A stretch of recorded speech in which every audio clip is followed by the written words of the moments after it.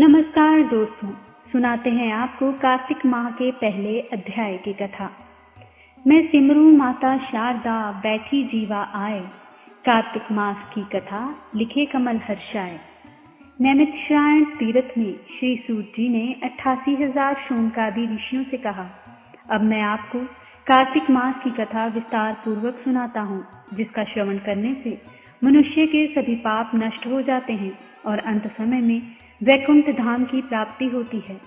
सूत जी ने कहा, श्री कृष्ण से अनुमति लेकर देव ऋषि नारद के चले जाने के पश्चात सत्यभामा प्रसन्न होकर भगवान कृष्ण से बोली, हे प्रभु, मैं धन्य हुई, मेरा जन्म सफल हुआ। मुझ जैसी त्रिलोक्य सुंदरी के जन्मदाता भी धन्य हैं, जो आपकी 16,000 स्त्रियों के बीच मैं आपकी परम प्यारी पत्नी बनी। मैंने आपके साथ नारद जी को वह कल्प वृक्ष आदि पुरुष विधि पूर्वक दान में दिया, परंतु वही कल्प वृक्ष मेरे घर लहराया करता है। यह बात मृत्युलोक में किसी स्त्री को ज्ञात नहीं है। हे त्रिलोकीनाथ, मैं आपसे कुछ पूछने की इच्छुक हूँ। आप मुझे कृपया कार्तिक महात्म्य की कथा विस्तार पूर्वक सुनाइए, जिसको सुनकर मेरा हित हो और जिसके करने से कल्प पर्यंत भी आप मुझसे विमुख न हो। सूत जी आगे बोले, सत्यभामा के ऐसे वचन सुनकर श्री कृष्ण ने हंसते हुए सत्यभामा का हाथ पकड़ा और अपने सेवकों को वहीं रुकने के लिए कहा। वह विलास युक्त अपनी पत्नी को कल्प वृक्ष के नीचे ले गए। फिर हंसकर बोले, हे प्रिय, 16,000 रानियों में से तुम मुझे प्राणों के समान प्रिय हो। तुम्हारे लिए मैंने इंद्र एवं देवताओं से विरोध किया था। हे कांते, जो बात तुमने मुझसे पूछी है उसे सुनो। एक दिन मैंने यानी कि श्री कृष्ण ने तुम्हारी यानी कि सत्यभामा की इच्छा पूर्ति के लिए गरुड़ पर सवार होकर इंद्रलोक जाकर कल्प वृक्ष मांगा। इंद्र द्वारा मना किए जाने पर इंद्र एवं गरुड़ में घोर संग्राम हुआ और गोलोक में भी गरुड़ जी गौओं से युद्ध किया। गरुड़ की चोंच की चोट से उनके कान और पूंछ कटकर गिरने लगे, जिससे 3 वस्तुएं उत्पन्न हुई। कान से तंबाकू, पूंछ से गोभी और रक्त से मेहंदी बनी। इन तीनों का प्रयोग करने वाले को मोक्ष नहीं मिलता। तब गौओं ने क्रोधित होकर गरुड़ पर वार किया, जिससे उनके 3 पंख टूटकर गिर गए। इनके पहले पंख से नीलकंठ, दूसरे से मोर और तीसरे से चकवा चकवी उत्पन्न हुए। हे प्रिय, इन तीनों का दर्शन करने मात्र से ही शुभ फल प्राप्त हो जाता है।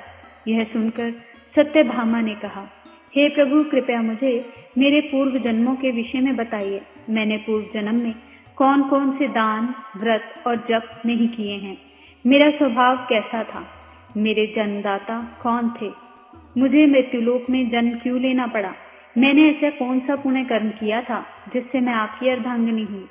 श्री कृष्ण ने कहा, हे प्रिय, अब मैं तुम्हारे द्वारा पूर्व जन्म में किए गए पुण्य कर्मों का विस्तार पूर्वक तुम्हें वर्णन देता हूँ, उसे सुनो। पूर्व समय में सतयुग के अंत में मायापुरी में अत्रि गोत्र में वेद वेदांत का ज्ञाता देव शर्मा नामक एक ब्राह्मण निवास करता था। वह प्रतिदिन अतिथियों की सेवा, हवन और सूर्य भगवान का पूजन किया करता था। वह सूर्य के समान तेजस्वी था। वृद्धावस्था में उसे गुणवती नामक कन्या प्राप्त हुई।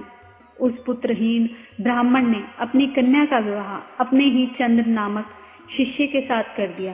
वह चंद्र को अपने पुत्र के समान मानता था और चंद्र भी उसे अपने पिता की भांति ही सम्मान देता था। एक दिन वे दोनों कुश व सुमिधा लेने के लिए जंगल में गए। जब वे हिमालय की तलहटी में भ्रमण कर रहे थे, तब उन्हें एक राक्षस आता हुआ दिखाई दिया। उस राक्षस को देखकर भय के कारण उनके अंग शिथिल हो गए और वहां से भागने में भी असमर्थ हो गए। तब उस काल के समान राक्षस ने उन दोनों को मार डाला। चूंकि वे धर्मात्मा थे, इसलिए मेरे पार्षद उन्हें मेरे वैकुंठ धाम में मेरे पास ले आए। उन दोनों द्वारा आजीवन सूर्य भगवान की पूजा किए जाने के कारण मैं दोनों पर अति प्रसन्न हुआ। गणेश जी, शिव जी, सूर्य वे देवी, इन सब की पूजा करने वाले मनुष्य को स्वर्ग की प्राप्ति होती है। मैं एक होता हुआ भी काल और कर्मों के भेद से 5 प्रकार का होता हूँ, जैसे एक देवदत्त, पिता, भ्राता, आदि नामों से पुकारा जाता है। जब वे दोनों विमान पर आरूढ़ होकर सूर्य के समान तेजस्वी रूपवान चंदन की माला धारण किए हुए मेरे भवन की ओर आए तो वे दिव्य भोगों को भोगने लगे। यह थी कार्तिक मास के पहले अध्याय की कथा। दूसरी कथा के लिए लाइक करें हमारे पेज को, सब्सक्राइब करें इस चैनल को और इसे अपने मित्रों के साथ भी शेयर करें। जय जय श्री हरि।